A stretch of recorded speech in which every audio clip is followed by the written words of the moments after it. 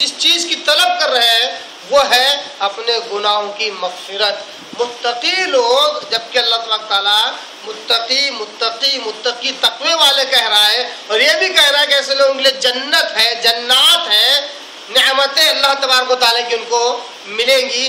ایسے متقی لوگ اپنے رب سے یہ نہیں کہہ رہے اللہ تو ہمارے ثواب میں بڑھوتری کر، ہمارے جنت کے درجے بلند کر، اے اللہ ہمیں نیکیاں دے، اے اللہ ہمیں مصیبتوں سے بچا، اے اللہ سارے پریشان حال ہیں ان کی پریشانی کو دور فرما.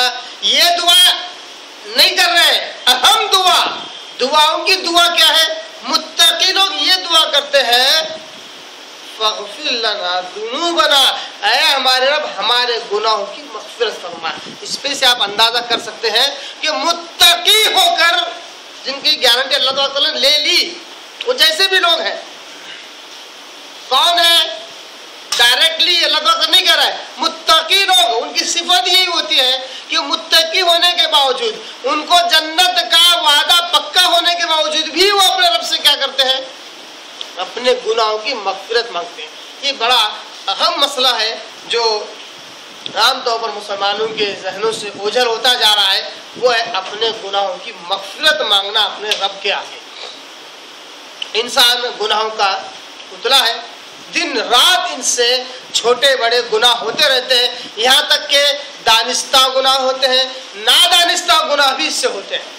چاہ کر گناہ کرتا ہے، کبھی انجانے میں گناہ ہو جاتے ہیں، کبھی اعلانیہ گناہ ہوتے ہیں، کبھی چھپ کر گناہ ہوتے ہیں. انسان سے گناہ ہوتے رہتے ہیں. وہی انسان اصل متقی ہے جو اپنے رب کے آگے اپنے گناہوں کی مغفرت مانگتا رہے. اب یہ جو دعا ہے یہ ایسی نہیں ہے کہ صرف رسمن کہی جا رہی ہو. غور کرنے کی بات ہے. اللہ تبارک تعالیٰ جس بات کو بیان کر رہے ہیں وہ کوئی رسمی بات نہیں ہوتی. رسمن دعا نہیں کر رہے کہ اللہ مغفر لی ذنبی، اللہ مغفر لی ذنبی، اللہ مغفر لی ذنبی، اللہ میرے گناہ میں مغفرت فرما. رسمن نہیں ہے. متقی لوگوں کو اس بات کا احساس ہے کہ وہ گنہگار ہیں. یہ اہم بات ہے. متقی لوگوں کو یہ احساس ہے کہ وہ گنہگار ہیں، تبھی تو اپنے رب کے آگے مغفرت مانگ رہے ہیں اپنے گناہوں کی. ورنہ جو اپنے آپ کو یہ سمجھے کہ میں گنہگار ہی نہیں ہوں، یا جو گناہ ہے وہ بہت ہی کیا کہتے ہیں نیگلیجیبل ہے،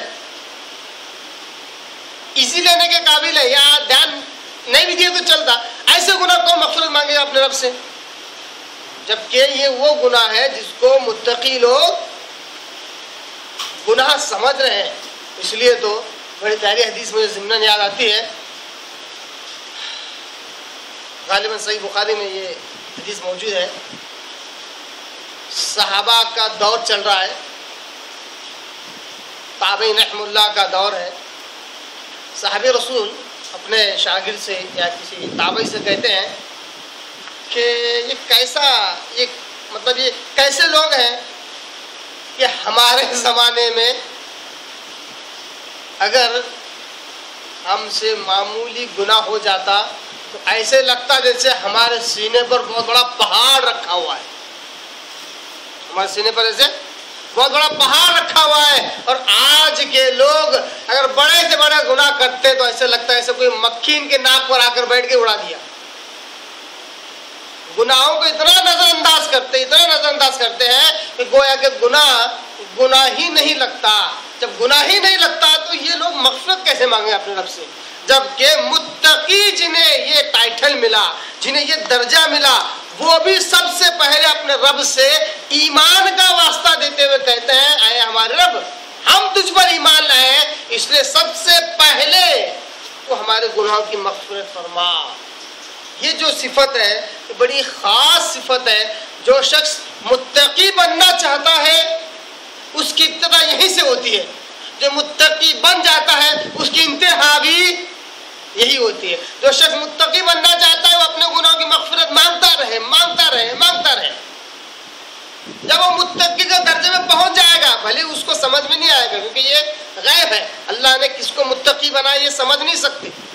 بھلے انسان اپنے آپ کو دھوکہ دیتا رہے، لوگوں کو دھوکہ دیتا رہے، مگر کون متقی ہے یہ حقیقی طور پر اللہ تبارک تعالیٰ جانتا ہے. تو متقی بننے کے بعد بھی وہی صفت چھوڑتا نہیں ہے. اس کا آخری عمل بھی یہی ہوتا ہے کیا؟ اے اللہ تجھ پر ایمان لیا تو میری گناہ کی مغفرت فرما.